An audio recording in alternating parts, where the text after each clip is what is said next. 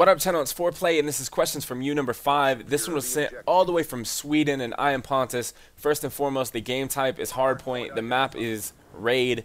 And in this gameplay, I'm playing with my new team, and we have a coach in there as well, which is Fierce. You guys know Fierce. I talk about him a lot. He doesn't know if he's going to coach yet, but if he does, he'll be definitely standing behind us. And if not, we're going to have Fearless. We got 2 choices on coaches. And like I said before, I can make a video on if coaches are needed or not in competitive Call of Duty. In Halo, they were definitely needed more so because you had to time weapons and stuff like that.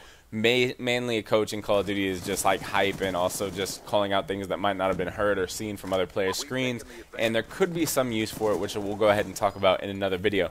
Going into questions from you from this one, I'm going to go ahead and read this one. It could be a question a lot of you guys from other areas than North America like, so we'll go ahead and read it.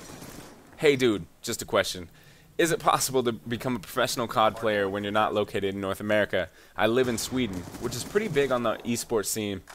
Examples: Counter-Strike, which is huge, World of Warcraft. I believe we have some players in League of Legends as well, though we haven't picked up COD yet. There might be a LAN tournament in DreamHack, but other than that, it's dead. And then he goes on to say that he mentioned how he used to watch the pro scene when Sharp and I were doing that, which we do plan on bringing him back, and he remembered us talking about it as well. So I can go ahead and tell you this. In the dictionary, if you look up what a professional gamer is, I believe it says something along the lines of games are played competitively at an amateur, semi-professional, and professional level. Some games have organized competition in the forms of league and tournaments. Events such as Major League Gaming, I know GSL's on there, World Cyber Games was on there, DreamHack, Intel Extreme Masters, etc. And it says provide both real-time casting of stream games and cash prize to the winners. So technically, in terms of definition, yes, you can become a professional Call of Duty player, but being a professional Call of Duty player shouldn't be the end goal, and because that term is thrown around so much. How many times have you gone into a game and you've heard someone say, I'm a pro, and you got MLG Johnny Boy 88, I'm a pro. And then you have, he has like the whole clan tag of his MLG, and he has a controller and all that stuff done up in his player card and stuff. That doesn't make you a pro. Competing in a sanctioned league is what makes you a pro and winning some money. So if you run LAN tournaments, let's say like you live down the street from a LAN center. In fact, my teammate Burns lives in Florida. He goes to a LAN center called Powder Keg Games, I believe, and he runs that LAN center, meaning like not runs it like as in owns it, but like running it meaning that he competes in those tournaments and he runs it and does really well. So like he is technically a pro gamer, but he's never placed pro. He's an amateur. So if you go by definition, then yes, he's a pro gamer, because I was also told that you can use the term you provide a living from yourself from playing professional game or from gaming, and that term yet again can be like loose, because there's been other people that are just celebrity quote unquote that have competed in reality shows and stuff like that, and they've made like 50 G's 100 G's from winning these reality shows, and they call themselves pro gamers. So that term shouldn't be what you're going for if you are. But let's say, take me for example, I'm a pro gamer because I placed an MLG. Being a professional gamer isn't really what it's about, though. What it's about is winning money in those things, and calling yourself a pro is cool and all, and yeah, it's an awesome title to have, but that's not what it's about, because your end goal needs to be being like the best competitive gamer. You know what I mean? Like, yeah, call yourself a pro, and like I've said in videos, it does separate you, because well, when I use it in videos by saying like pro teams, scrim pro teams, and there's amateur players, which you'd be titled as an amateur right now. It's basically if you compete in a sanctioned league and you do well, then yes, you're a professional gamer.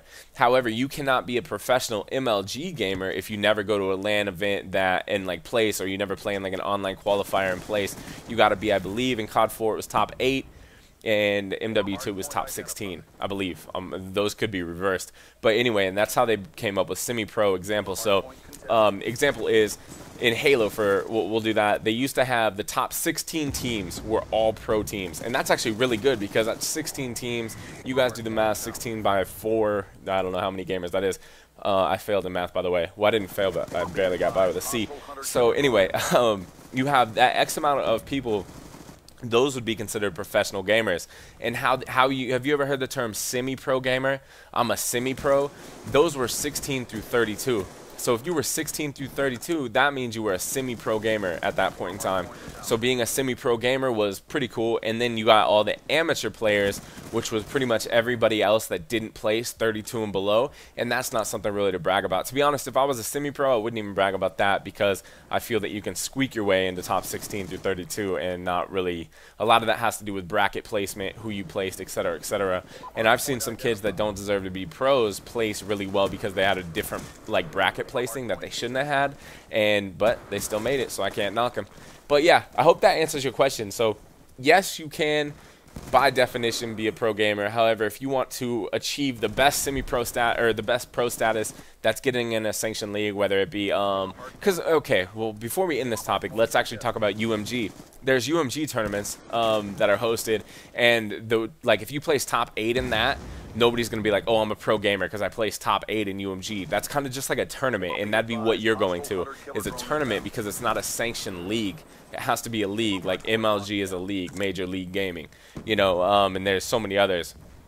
And also, going into, this is kind of a subtopic. So first and foremost, I hope I answered that question to the best of my ability, and all you other people out there from different countries that wanted to know about being a professional gamer and what it's about, I hope that that kind of filled that in. But there is a lot of other, like, you take League of Legends, for example. I do not play that game. I have roommates that play it. I have teammates that play it, friends that play it, and I don't really see the hype around it, but it's definitely a cool game. If that's what you're into, I'm not going to knock you for it, because I do like sports games on the side as well. So, but I will say one thing, though, is that game has so much support and so much viewership that being a professional in that game is better than being a professional in Call of Duty. But someone asked me yesterday, for example, Foreplayy, would you rather be a professional in League of Legends making thousands of dollars, and then they said, would you rather have the same success that you've had in Call of Duty in League of Legends? And I honestly said no, because this is my, like,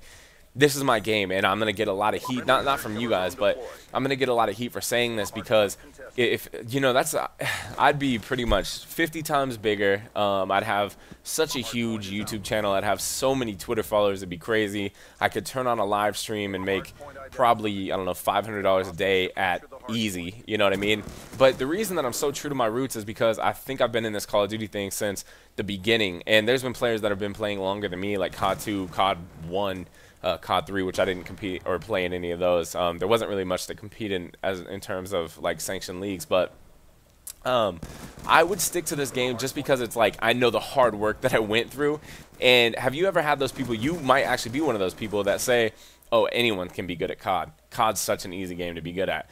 And that's true, it is an easier game because you die quicker and stuff like that, but I like this game so much because I've done so much in it.